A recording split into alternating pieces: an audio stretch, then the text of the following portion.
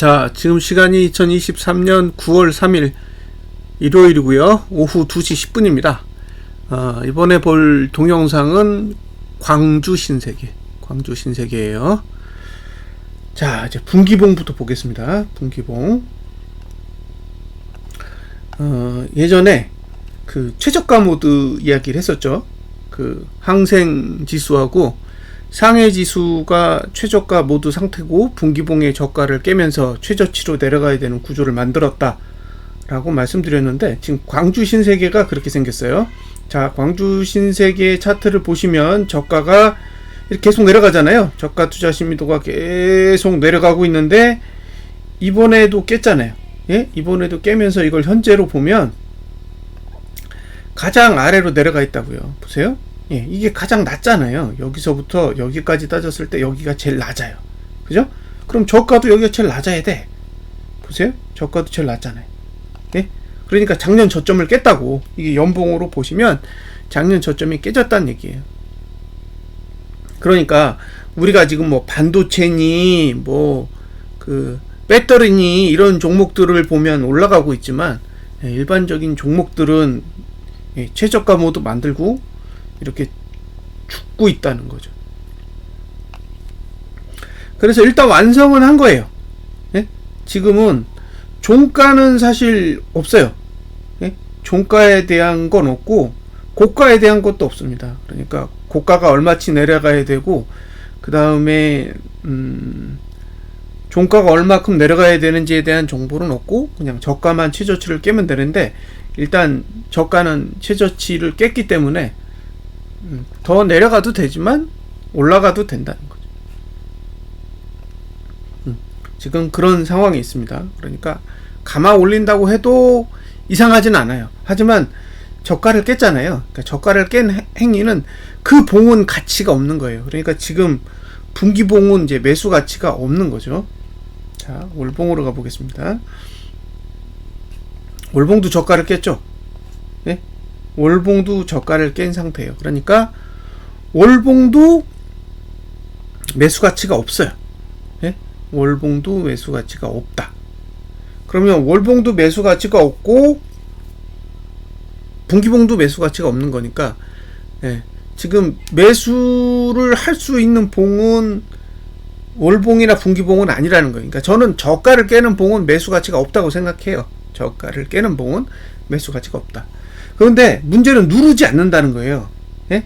그러니까 저가를 깼기 때문에 내려갈 수는 있는데, 이게 내려갈 수 있는 거지 올라갈 공간이 없는 건 아니라는 거죠. 그래서 위쪽으로도 공간이 있다라는 거는 감안하셔야 돼요. 이거 31,300원까지는 위쪽에 공간도 확보를 하고 있고, 아래로는 여기 29,800원인가요?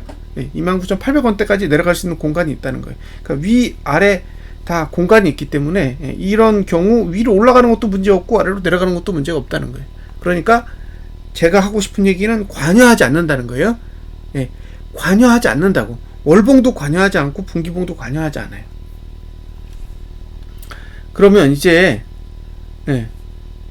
주봉으로 돌아와서 보는 거죠. 주봉으로 돌아와서 보는데,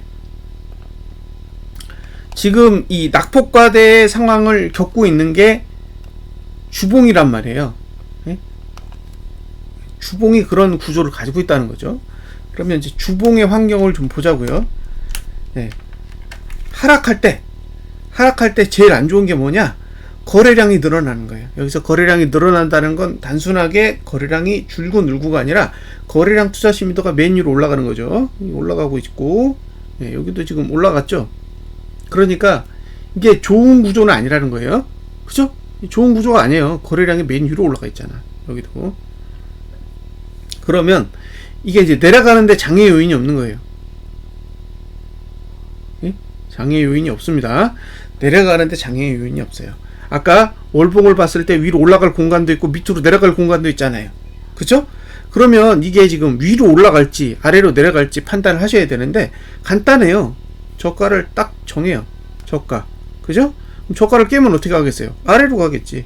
저가를 지키면 위로 간다고요. 그러니까 저가를 지키는가 붕괴하는가가 핵심인 거예요. 자, 저가를 붕괴하면 내려가서 요 하단선까지 갈 거고, 저가를 못 지키면 이격을 해소하러 갈 겁니다. 여기까지. 그쵸? 네. 그러니까 이 구조를 딱 봤을 때, 아, 주봉을 보고, 야, 무조건 상방이야. 예? 이제 이렇게 생각하는 게 아니라, 그러니까 무조건 상방이라고 생각하고, 아, 저런 신호가 뜨면 매수를 해야지라고 판단을 하시면 나중에 하락했을 때 엄청난 불신이 생긴다는 거예요. 그러니까 그렇게 접근하지 마시고, 저가를 깨느냐 마느냐가 핵심인 거예요. 응? 그러니까 저가를 만약에 깨면 이게 지금 이격을 해소하는 방법이 후행도 있고 선행도 있어요.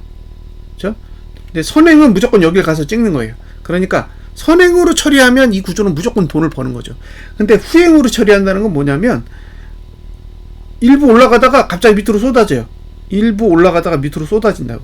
그러면 얘가 봉이 어떻게 그려지냐면, 봉이 이제 이렇게 살짝 올랐다가 이렇게 내려버리는 거예요. 이렇게 내려버리면 이 선이 와가지고 이렇게 붙어. 이렇게 붙는 거예요. 이게 후행이에요. 이게 후행이라는 거예요. 선행은 이렇게 찍고 이렇게 해가지고 이렇게 올라가는 거죠. 이게 선행입니다. 그러니까 모든 신호는 기본적으로 선행을 기반으로 해서 서치를 하는데, 실제로 움직일 때는 선행으로 움직일 수도 있지만 후행으로 움직일 수도 있다는 거예요. 그러면 후행으로 움직일 때 가장 기본적인 징후는 뭐예요? 저가를 깨는 거지. 그래서 저가 붕괴에 대한 고려를 하셔야 되고, 이렇게 저가를 깨는 이유는 뭐예요? 상위봉의 공간이 밑으로 더 열려있기 때문에 그래요. 그러니까 상위봉이 아래로 내려갈 공간이 없어. 그러면 하위봉은 올라갈 수밖에 없어요. 왜? 상위봉이 내려갈 공간이 없다라는 거는 하위봉은 올라간다라는 소리예요. 근데 아직 상위봉이 아직 아래쪽에 공간이 더 남아 있어. 그러면 저가를 깨면 그 공간을 메꾸기 위해서 움직일 가능성도 있다는 거예요. 그래서 만약에 본인이 광주 신세계를 거래하고 싶다, 그러면 저가가 깨지지 않는다라는 걸 계속 모니터링 하셔야 돼요. 아, 이건 시가를 찍었는데 시가도 본인이 봤을 때 괜찮아. 적당한 높이로 올라왔고, 그 다음에 저가도 안 깨. 그러면 당연히 이제 매수하는 게 유리한 행위가 되겠지만, 이게 찔끔찔끔 오르다가 밑으로 쭉 빠지면서 저가를 딱 깨면, 아, 이게 지금 좋은 상황만은 아니구나 라는 거를 인지하시고 대응 전략을 세우셔야 돼요. 그래서 제가 좀 전까지 분기봉의 환경, 그 다음에 월봉의 환경을 보여드리는 건 공간에 대한 이해를 돕기 위해서요. 그러니까 주봉이 낙폭과대에 있기 때문에 반등할 수 있는 여건에 있는 거는 사실이지만, 그건 주봉이 가진 환경이고 월봉과 분기봉은 조금 더 다른 환경을 가지고 있다라는 거예요. 근데 지금 상태에서 고려해 볼 거는 윗공간은 충분히 있어요. 그러니까 이게 지금 이번 주에 저가만 깨지 않으면 위로 올라갈 만한 충분한 공간을 확보하고 있기 때문에 분명히 선행으로 이격을 해소할 수 있는 확률도 존재한다는 거예요. 그런데 월봉은 지금 아래쪽으로도 공간이 꽤 남아있어요. 월봉은 아직 아래쪽으로도 공간이 남아있기 때문에 만약에 주봉이 저가를 붕괴하고 나면 생각보다는 반등이 적고 하락이 깊게 나올 수도 있다라는 거는 함께 고려를 하셔야 됩니다. 제가 이걸 왜 설명드리느냐, 앞으로 이제 검색을 해가지고 나오는 모든 종목들 또 이런 스타일로 설명을 드릴 거예요. 그러니까 검색을 했는데 종목이 떴어. 그래서 이 종목을 거래하면 무조건 돈을 버니까 이 신호를 믿어라고 접근하지는 않는다는 거예요. 항상 신호가 떴을 때 주변 환경을 다 점검해야 돼요. 분기, 월, 주, 일 싹 다 점검해가지고 봤는데 지금이 굉장히 바닥이 오는 시점에서 이런 신호가 뜬 건지, 아니면 이게 바닥이 아니라 어중간한 시점에서 이 신호가 뜬 건지는 체크를 해봐야 된다는 거예요. 다만 이렇게 신호가 여러 번 뜨잖아요. 여러 번 뜬다라는 거는 이 바닥에 점점 접근하고 있다라고 보시긴 해야 돼요. 왜냐면 이렇게 이격이 벌어지면서 내려간다라는 거는 결국에는 올라갈 타이밍을 잡기 위해서 빠지는 경우가 더 많거든요. 그래서 이걸 이제 후행으로 처리를 하는지 선행으로 처리를 하는지는 관심을 갖고 한번 보셨으면 좋겠고요. 만약에 이게 하락한다면 저는 올해 내내 하락할 거라고 봐요.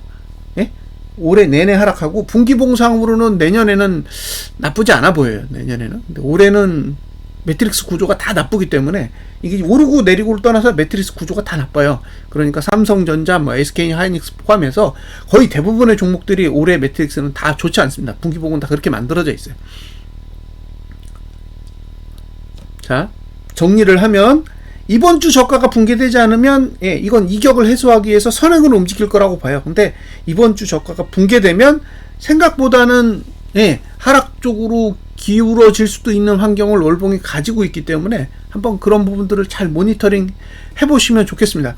이게 봉이 왜 하락하는지 왜 상승하는지를 기본적으로 이해하실 수 있는 아마 좋은 샘플이 될 것 같긴 해요. 이게 만약에 하락을 해도 하락하면서 이격을 해소할 거고, 이게 상승을 해도 상승하는 목표치까지 아마 갈 거예요. 그러니까 저는 지금 상태에서 이 광주 신세계라는 종목을 거래하라고 권장할 생각은 없어요.